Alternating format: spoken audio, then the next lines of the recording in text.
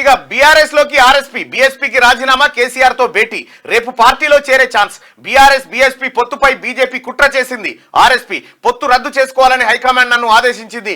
మాట తప్పలేకనే పార్టీకి రిజైన్ చేస్తున్నట్టుగా ఆయన ప్రకటన చేసిండు. ఇక్కడ ఆర్ఎస్పీ బీఆర్ఎస్ లోకి ఆర్ఎస్పీ వెళ్ళిపోతా ఉండు. ఆయన ఎక్కడైనా పోవచ్చు రాజకీయంగా, ఎవరికేం అభ్యంతరం లేదు. కాకపోతే ఏంటంటే ఇప్పుడు ఆ ట్వీట్లో నేను ఎప్పటికీ బహుజనవాదినే ఎప్పటికీ అనేటువంటి కొన్ని మాటలు చెప్పినారు. అయితే విషయం ఏంటంటే హైకమాండు ఆదేశిస్తే పొత్తుకు పోయినావు. అదే హైకమాండ్ పొత్తొద్దంటే ఎందుకు హైకమాండ్ మీద అలిగినావు? నువ్వు హైకమాండ్ విలువ ఇవ్వాలనుకుంటున్నావా, కేసీఆర్ మిత్రధర్మానికి ఇవ్వాలనుకుంటున్నావా? ఇక్కడ ఇంకొక చర్చ కూడా జరగాలి. ఎప్పుడైతే ఆర్ఎస్పీ కేసీఆర్ ఇద్దరు కలిసి ఒక ప్రకటన చేశారు, బీఎస్పీ అండ్ బీఆర్ఎస్ ఎన్నికల్లో కలిసి పోటీ చేస్తుందని. తెల్లారు మాయావతి దేశవ్యాప్తంగా బీఎస్పీ ఒంటరిగానే పోటీ చేస్తుంది, మేము ఎవరితో దేశంలో పొత్తులు పెట్టుకోమని మాయావతి ఒక ట్వీట్ చేసింది. మాయావతి బహిరంగ చెప్పింది.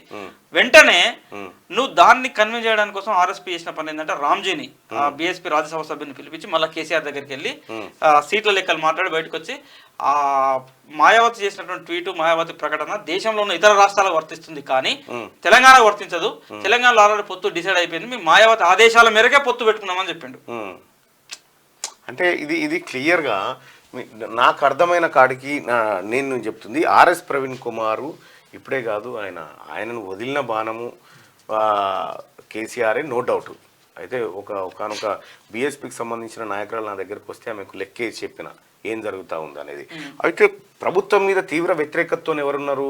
కేసీఆర్ ప్రభుత్వం పైన ముఖ్యంగా నిరుద్యోగులు, యువకులు ప్రధానంగా ఉన్నారు.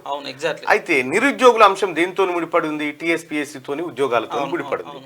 కాబట్టి ఆ నిరుద్యోగులకు సంబంధించినటువంటి మెజారిటీ ఓటు బ్యాంకును కనుక బీఎస్పీ చీల్చగలిగితే అవి టీఆర్ఎస్ పడ్డట్టే, అంతే కదా.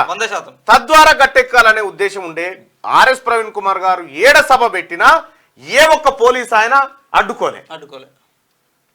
అవన్నీ స్ట్రాటజీలో భాగం జరిగిపోయినాయి. ఆ షర్మిలను కూడా మొదట్లో బాణం అనుకున్నారు, వదిలేరు మనం చెప్పింది నిజం. కానీ షర్మిలకు తత్వం ఎప్పుడు బోధపడ్డదంటే జగన్మోహన్ రెడ్డి కేసీఆర్ ఒకటైపోయి షర్మిలను ఇబ్బంది పెట్టినప్పుడు, షర్మిలను అరెస్ట్ చేసినప్పుడు అప్పుడు తత్వం బోధపడి అమ్మ మా రాజకీయం అంటే ఇట్టుంటుందా అని అర్థం చేసుకుని ఆమె రియలైజ్ అయ్యి కాంగ్రెస్ వైపు వచ్చింది.